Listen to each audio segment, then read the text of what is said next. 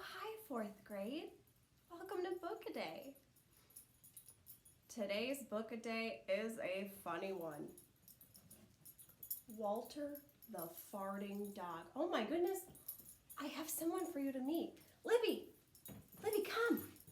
Come here, come on. This is my parents' dog, Libby. And let me tell you, I don't want to embarrass you right now, Libby, but Libby has a lot of connections to this story, if you know what I mean. Oh, no, Libby, you can't stay here for Book-A-Day. I have to do my reading, but you can go listen if you'd like. Come on, get off. Sorry about that. She's very excited about this story.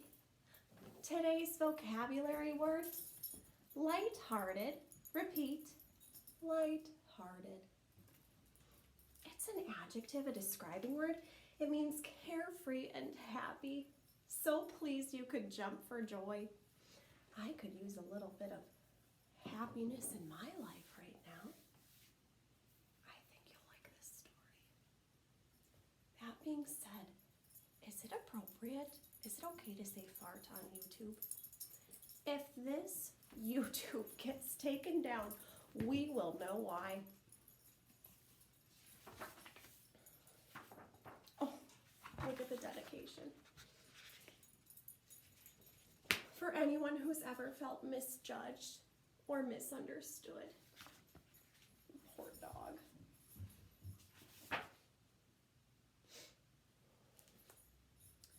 Betty and Billy brought Walter home from the dog pound. Nobody wanted him, said Billy. But we love him, said Betty. Well, he smells awful, said their mother. I think you'd better give him a bath.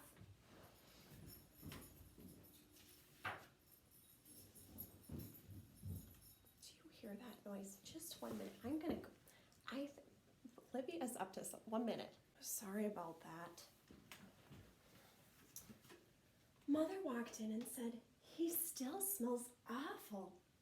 And that's when they got their first clue. The telltale bubbles in the water. He's probably just a little nervous, said Mother, hopefully.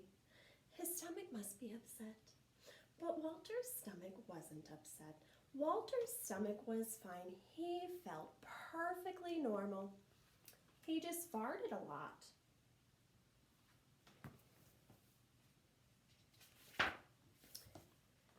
He did it when he bathed. He did it when he played with Betty and Billy. He did it when he walked around the house. He did it in the dining room. He did it in the kitchen, and he did it in his sleep. That is a lot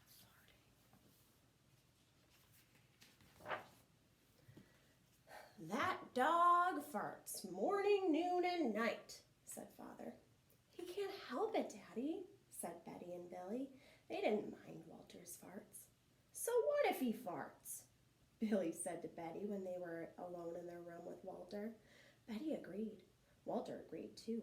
He sat there looking innocently around, farting. Take him to the vet, said Father.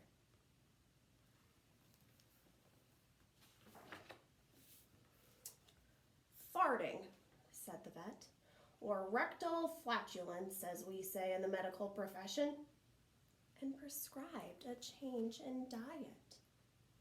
That means like change what Walter eats. Your diet is what you eat. So he said, oh, maybe you should change what he's eating. Maybe that will solve the problem. They gave Walter every kind of dog food. He farted. They tried him on cat food. They gave him hot dogs, hamburgers, and lettuce and tomato sandwiches. They gave him fried chicken. They gave him rabbit food. They made him a vegetarian. No matter what that dog eats, he turns it into farts, roared Father. Wait a minute, let's look at this word, roared. What does this tell us about how Father is feeling? Look at how it changes if I change the word roared to whispered. No matter what that dog eats, he turns it into farts, whispered Father. That would be a different emotion, right? The author was really purposeful to use that word roar to show us how Father is feeling. That's what good writers do. Those little words make all the difference. Walter got the blame for everybody else's farts too. If Uncle Irv let one slip, he just went and stood near Walter. Then all he had to say was, "Walter!" And everybody would look at poor Walter.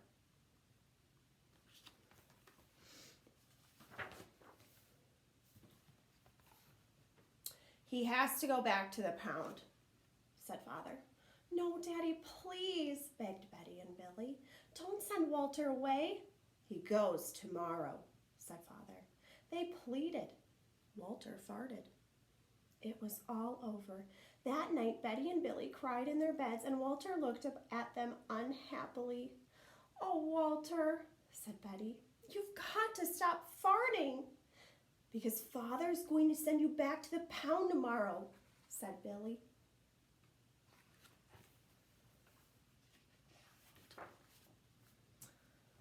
Walter knew how serious the situation was. He'd never see Betty and Billy again. He resolved to hold in his farts forever. When Betty and Billy fell asleep, he walked down to the kitchen to see if there was anything around to eat.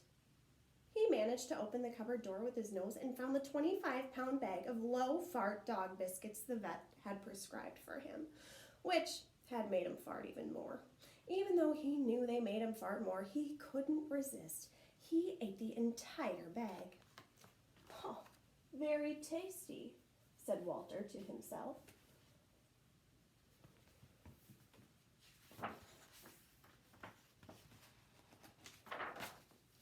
And then he went and lay down on the sofa. A gigantic gas bubble began to build inside him. "This is going to be trouble," he said to himself nervously. He was afraid of what might happen if he let it go. He thought maybe the house would explode, so he kept it in. It wasn't easy, in fact. It was torture. But he had resolved never to fart again. His future depended on it. As he lay there with his tail wrapped tightly between his legs, he heard a noise at the window.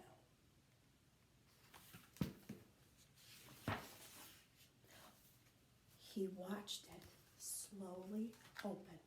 A pair of burglars came through. They dropped silently into the kitchen. "Watch out for the dog," said one of the burglars. "He won't bite," said the other. "He's a wimp." Walter might have bitten them, except he was so filled with gas he couldn't move. They tied a rag around his snout so he couldn't bark. "Okay," whispered the first burglar. "Let's clear the place out." They took everything they could get their hands on. Walter wanted to stop them, but he was having unbearable gas pains. He rolled on his back and waved his paws in the air. He gnashed his teeth. "We've got it all," said the second burglar. "Let's go." That's when Walter let it fly. It was the worst fart of his life. It made a tremendous noise and shot him across the room. A hideous cloud filled the air. The burglars clutched their throats, unable to breathe. With tears in their eyes, they raced for the window. They tried to grab their bag with all the valuables in it, but their arms were too weak. "Let's get out of here."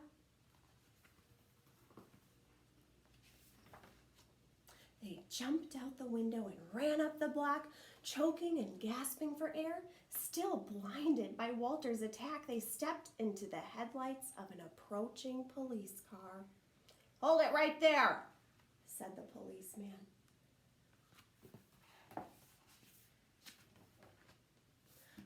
When Father and Mother came down in the morning, they found the open window. And they saw the bag with their valuables in it, and Walter was sitting beside it. He still had the rag tied around his snout. You'd have to say he looked heroic. Let's look at this word, heroic. Do you see any words that you recognize from this word that could give us a clue about what the word heroic means? Yeah, hero. Heroic, acting like a hero. Sometimes if I don't know a word, I'll look and I'll see if I know any parts of that word, and it'll help me figure out meaning.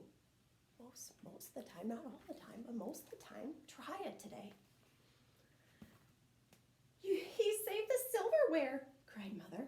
He saved the VCR.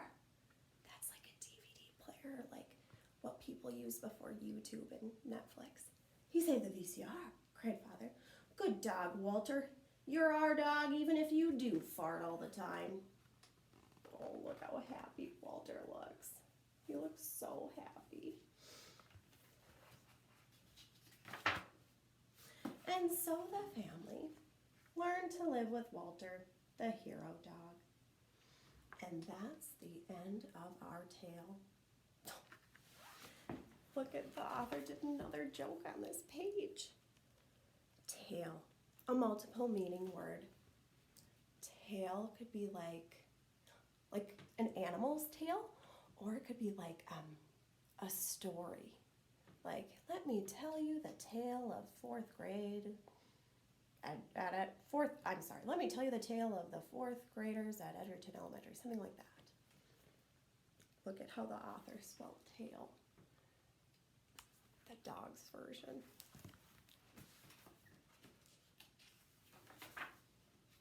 Oh.